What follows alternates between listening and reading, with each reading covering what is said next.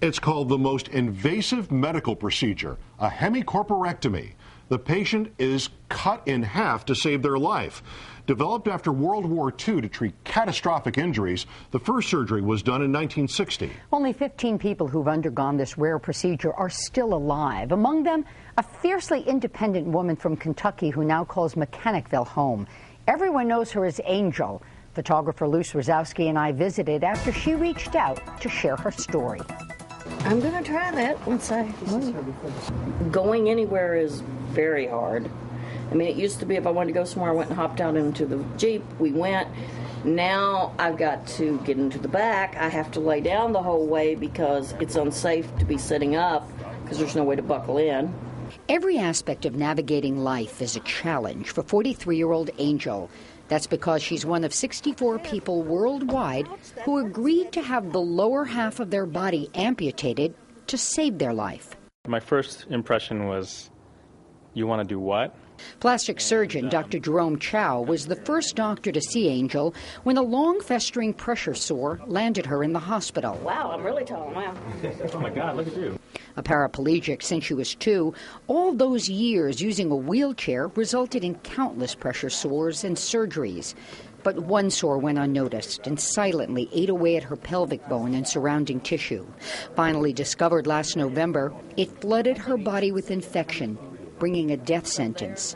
At most, she could live 18 months unless she underwent radical surgery, a hemicorporectomy. It's the hardest decision you'll ever make in your life, and it's a decision you live with the rest of your life, but at least you have a life to live with.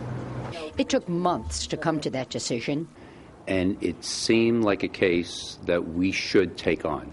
And then almost another 2 months for orthopedic surgeon Dr. Jeffrey Lozman to assemble the team to do the surgery. More than 100 people, including 10 doctors, most of whom met with us one evening to talk about the procedure. Lozman was the point person throughout this amazing ordeal, which required 3 different surgeries, all done at Albany Medical Center. I think the most important thing we decided as a team was to stage the procedure.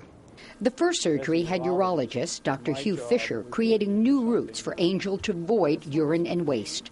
Next, the hemicorporectomy, but not before an elaborate dry run on a cadaver. The dry run was very much like practice for a football team. Everybody needed to know their position, everybody needed to know the play, and everybody needed to know the order in which we were going to work. Before the actual surgery, Dr. Robin Tassinari, a psychologist, spent time with Angel to ensure she could emotionally endure this trauma. We sort of had a perfect storm of very positive variables. Those variables, her age, the team, and the time to get it right. Like everyone else on her team, Tassinari found Angel focused, determined, remarkable, and gave his go-ahead.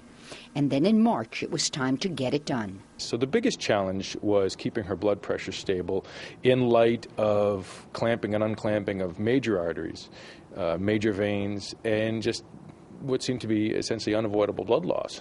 The surgery took 13 hours. A week later, Angel was out of ICU and back to blogging.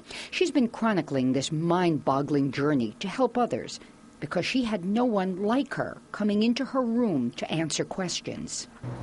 I want to be the Hemi that comes through the curtain for you, where there wasn't one for me.